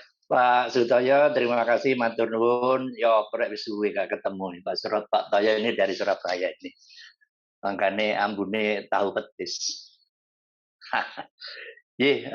Bapak-bapak, ya kebetulan saya aktif di awal itu, tapi terus ada kegiatan nggak bisa aktif. Gitu. Nah ini tadi baru aktif. Gitu. Nah bapak-bapak, saya Hari Krisma Hadi, ayah saya ya, jadi kekancingan itu saya punya dari ayah saya. Dari tulisannya itu Jawa, kadang-kadang nggak ngerti, sama ayah saya itu diterjemahkan. Nah sekarang buku itu masih saya simpen. Jadi buku itu saya simpen. Ayah saya itu kalau menurut yang ada di dokumen itu dari HB ke-6. Ayah saya grade ke-7 dari HB ke-6. Jadi, nah tentunya saya secara di akte kelahiran saya, karena saya lahir dari 70 tahun yang lalu, saya tahun 50 lahir, jadi nama saya di akte itu pakai Raden, di akte itu. Jadi saya tanya ayah saya memang seperti itu, katanya. Atau saya pada waktu itu ya semanut aja gitu. Nah, dari situ nggak tahu ya, secara psikologis itu kalau ke Jogja, itu punya apa, feeling yang saya seneng gitu. Saya seneng. Dari apa, hati itu ayem lah kalau katanya Pak Toyo itu. Jadi begitu Pak. Nah ini apa naluri atau gimana saya nggak ngerti, tapi demikian. Bahkan saya kalau ke Jogja ya pasti mampir ke keraton bawa anak-anak gitu. Jadi tak tujuannya tak cerita nih gitu. Nah itu kurang lebih, tapi dalam kehidupan sehari-hari sampai hari ini, ada rasa kebanggaan ya. Di dalam saya itu ada rasa kebanggaan, tapi kebanggaan ini saya kolaborasikan dengan zaman milenial itu. Jadi ini jari ini konco-konco ya. Saya juga nggak tahu nah jari ini pihak ketiga, pihak kedua itu. Saya dilihat, wah Pak hari ini mesti darah biru nih. Emang darah biru Demokrat. Jadi begitu. Dari mana kamu bisa tahu kenal aja belum? Jadi dari tutur kata yang demikian itu. Lalu saya tarik mundur lagi. Oh benar ya bapakku ini. Begitu. Jadi ada satu kebanggaan tersendiri bagi saya bahwa berdasarkan kekancingan dari bapak saya, terus diterjemahkan dalam bahasa Jawa. Tulisan Jawa diterjemahkan dalam bahasa Jawa. Gitu. Sekarang masih saya simpen. Jadi saya tertarik tadi kalau ada WA group gitu, kalau bahasa Inggrisnya Mbok Iyao, saya ini diajak dari wong Surabaya gitu Pak Toyo. Mbok Iyao, nggak tahu tuh bahasa Indonesia ini apa Mbok Iyao. Oke, silakan Pak Toyo. Oke, matur nuwun. Mungkin dari Mas Rio nih, Mas Rio juga mempunyai pengalaman. Mas Rio silakan Mas.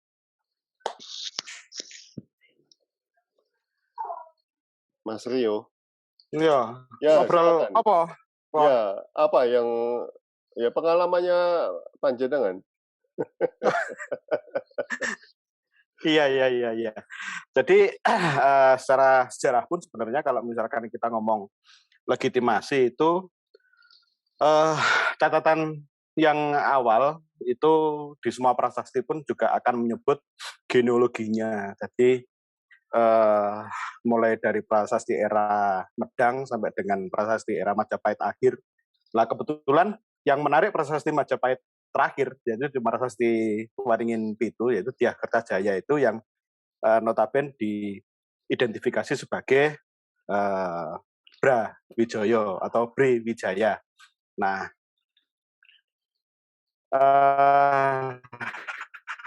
cuman saya agak lupa narasinya Waringin Pitu di Cempa. Jadi mungkin ada beberapa istri yang lain. Nah, genealogi ini memang sangat berpengaruh terhadap legitimasi sebuah kepemimpinan, terutama kerajaan. Terbukti misalkan munculnya para ratron di era Girindrawardana juga. Kemudian Kidung Harsawijaya yang menyebutkan bahwa dia adalah keturunan dari Rangga Rajasa. Kemudian yang menarik, ada satu serat di era Hadiwijoyo itu yang dia menyebutkan genealogisnya secara lengkap. Jadi kalau dari sisi ayah dia itu sampai dengan Raden Wijaya, terus kalau dari sisi ibu dia sampai ke Nabi Muhammad. Jadi legitimasinya sudah agak berbeda. Jadi kalau misalkan di zaman itu karena Islam sudah sangat dominan, dibutuhkan legitimasi dari dua sisi, baik itu secara socio-cultural ataupun dari sosio-agama lah, modelnya kan seperti gitu. Nah, dan kebetulan memang sampai sekarang pun seperti tadi yang disampaikan, lembaga yang meratifikasi atau yang mengkonfirmasi mengenai terah itu memang di kerajaan manapun ada sebenarnya. Jadi nggak hanya di Solo dan Jogja. Jadi di mana-mana ada. tapi babon buku besarnya itu memang terdapat di dua kerajaan itu. Jadi ada di mana di Kasultan dan juga di Kasultanan. Kekancingan, kalau misalkan dari kami yang punya kekancingan itu sebenarnya dari bule, kemudian bapak, terus kemudian anak saya. Saya malah justru enggak. Jadi saya enggak ngurus kekancingannya, malah justru anak. Nah, saya mencoba dari perspektif yang lain, yaitu dari sisi DNA-nya. Lah, cuman saya ngetes di beberapa tes DNA, sayangnya kalau Indonesia kurang begitu meyakinkan. Sayangnya yang itu dari Asia, jadi data dari Asia, terutama dari Indonesia, itu masih sangat kurang. Jadi nanti kalau misalkan sudah terkumpul kelembagaannya, monggo ngetes bareng-bareng. Jadi database-nya DNA ini biar lebih ramai. Karena malah justru saya mendapatkan keluarga, atau mendapatkan informasi ada hubungan keluarga itu yang dari, ada yang di Jerman, ada yang di Spanyol, ada yang di Inggris, ada yang di Belgia. Malah yang di Indonesia saya nggak punya apa ya, referensi database yang cukup lengkap. Nah, padahal kalau misalkan nih Sri Sultan atau Sunan yang di Solo ataupun yang di Jogja itu mau ngetes, otomatis kan ini sebagai apa ya, sebagai data primernya, sebagai data primer DNA. Ini yang bisa kita ajukan untuk menggantikan sistem tepas darah yang sudah sangat tradisional atau sudah sangat apa ya, ndak zamane lah, model lihat surat gini terus gini mengonfirmasikan hanya seperti kalau mereka juga punya sistematika yang sifatnya empiris ataupun yang empiris kejawaan.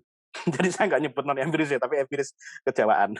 Nah, kira-kira seperti itu. Jadi diskusinya cukup menarik, walaupun mungkin perlu agak dipilah dan ya kalau dari sisi sejarah itu terdapat gini.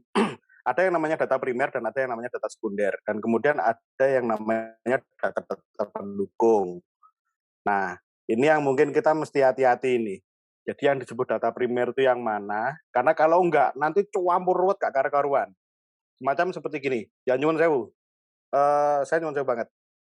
Misalkan penyebutan Brawijaya, apalagi dengan embel-embel angka 5, itu sebenarnya hanya terdapat, nah ini dia, penyebutan Brawijaya itu muncul pada saat awalnya di Babat Tanah Jawi, yang kemudian diadopsi di serat-serat berikutnya, mulai dari Babat Giri Kedaton, kemudian Babat Begelen, Babat macam-macam itu menyebutkan apa namanya Brawijaya 5, Brawijaya 5.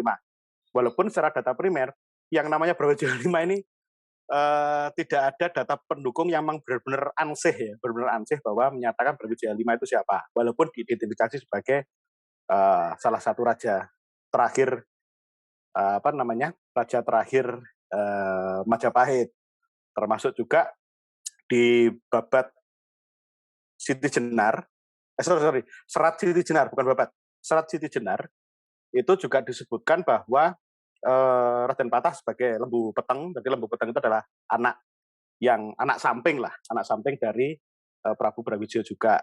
Bukannya salah sebenarnya penyebutannya, tapi karena memang sudah kaprah. Tapi kita mesti kadang-kadang pilah-pilah, mana ini yang merupakan data primer kesejarahan, mana ini yang data sekunder, dan mana ini yang data-data pendukung, kira-kira seperti itu. Jadi prinsipnya tidak ada yang salah sih, namanya juga kita lagi menelusuri dan diskusi bebas kan. Tapi mohon diingat mengenai itu. Ingatan Om saya. Nah, kalau Mas Rio sendiri ini dari mana kalau kekancingannya itu? Saya agak jauh dari HB2, kemudian dari Begelen, kemudian dari Kiai Hasan Mustopo, yang kemudian pindah ke daerah Kediri, adiknya Kiai Kasan Besari yang ada di Ponorogo. Jadi urutannya masih urutan grup yang itu. Jadi jauh di bawahnya Amangkurat I. Karena yang lagi dibahas ini kan era Amangkurat I yang heboh dengan Trunojoyonya. Jadi dan juga gini, perlu diingat, Amangkurat I itu ada satu geger gede yang namanya geger Pacinan. Nah, geger Pacinan ini sebenarnya terjadi di Batavia, Jadi pembunuhan massal kaum Tionghoa oleh VOC, tapi rentetan masalahnya ini sampai Belandang Carang ke Trunojoyo, kemudian sampai ke Banyuwangi, sampai jadi yang lebih dominan kebahas malah justru perang Diponegoro ya 1825 1830. Dan ini keren ini sebenarnya untuk dibahas, walaupun rada sumir. Game of Thrones ya Pak ya. Iya, benar-benar kayak Game of Thrones. Aku wedi ya. Agak sumir. Termasuk itu yang mendasari perpindahan dari Kartosuro menjadi Surakarta. Jadi tadi kan sempat kerajaannya tetap satu, tapi kemudian berpindah ibu kota. Jadi walaupun zaman Singosari, zaman Doho, zaman apa itu juga kerajaan satu, tapi pindah-pindah. Itu sudah umum terjadi. Gitu, Su. Monggo, Su. Oke. Mungkin ini pertanyaan kepada siapa? Mas, tolong dibahas mengenai Putri Campa. Mungkin ini pertanyaan terakhir aja. Ya, silakan. Monggo mungkin Mas Rio bisa memberikan penjelasan yang mengenai Putri Campa ini, Mas. Ya, silakan. Monggo, Mas.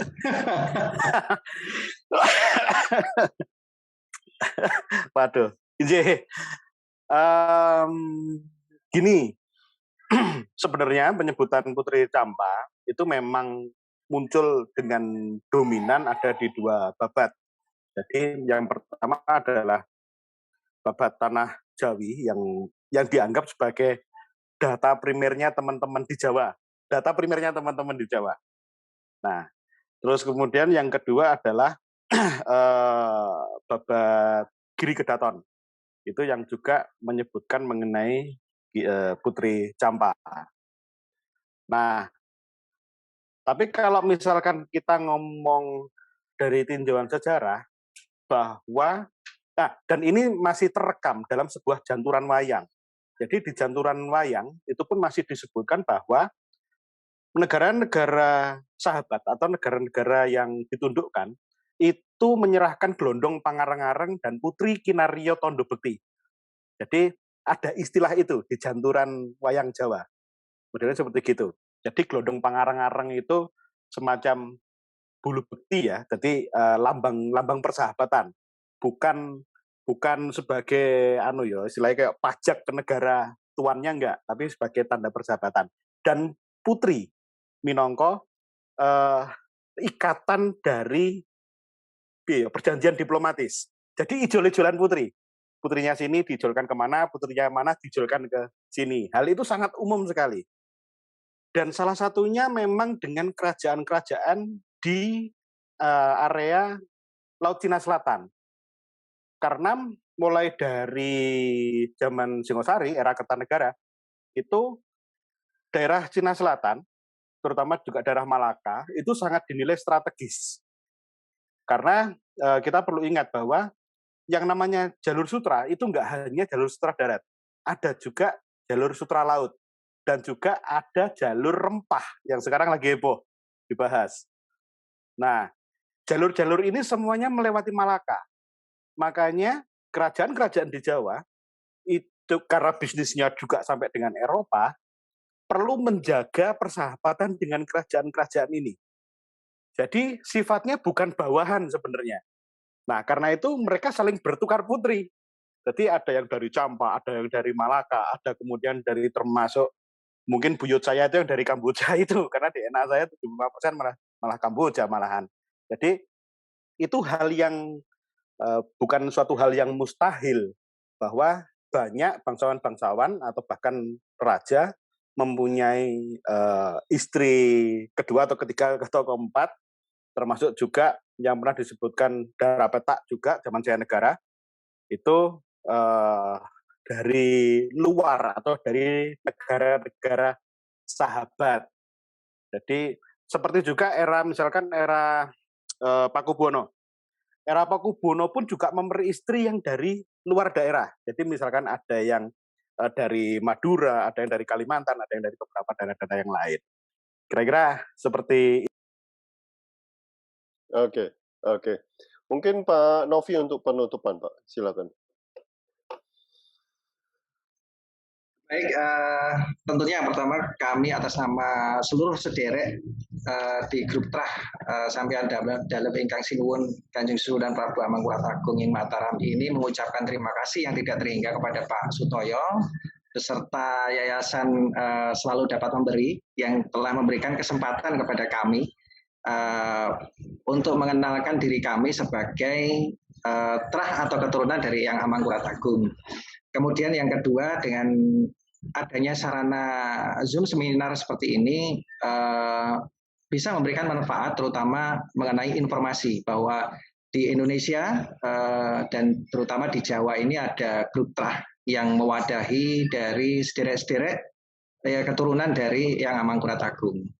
Kemudian yang ketiga, tentunya hal semacam ini sebaiknya dibikin secara rutin, ya, secara periodik sehingga akan ketemu puzzle-puzzle yang kemudian yang tadinya hilang itu kemudian menjadi ketemu. Artinya Zoom seminar semacam ini sebaiknya memang dibikin secara reguler, entah 1 bulan sekali, 2 bulan sekali dan sebagainya. Dan mohon doa restunya bahwa grup trah Amangkurat Agung ini nantinya akan kami tingkatkan lagi dengan semacam legalitas sehingga nanti kami bisa memberikan sumbangsih manfaat kepada masyarakat dan terutama kami dapat kemudian merangkul semua putra-putri dari Yang Sunan Amangkurat Agung. Demikian penutup dari kami mewakili seluruh sederek yang hadir maupun yang tidak bisa hadir mengucapkan matur suwun. Assalamualaikum warahmatullahi wabarakatuh. Terima kasih Pak. Waalaikumsalam warahmatullahi wabarakatuh. Terima kasih Pak Novi, terima kasih Pak Rahmat, Pak Wahyu. Waalaikumsalam warahmatullahi wabarakatuh. Terima kasih sampai Hari, Mas Rio, terima kasih semua, terima kasih. Sampai ketemu lagi. Sampai ketemu lagi. Terima kasih. Amazing, amazing. Tukang santan. Mudah-mudahan ada lagi caranya. Oke. Amin. Assalamualaikum. Waalaikumsalam warahmatullahi wabarakatuh. Waalaikumsalam.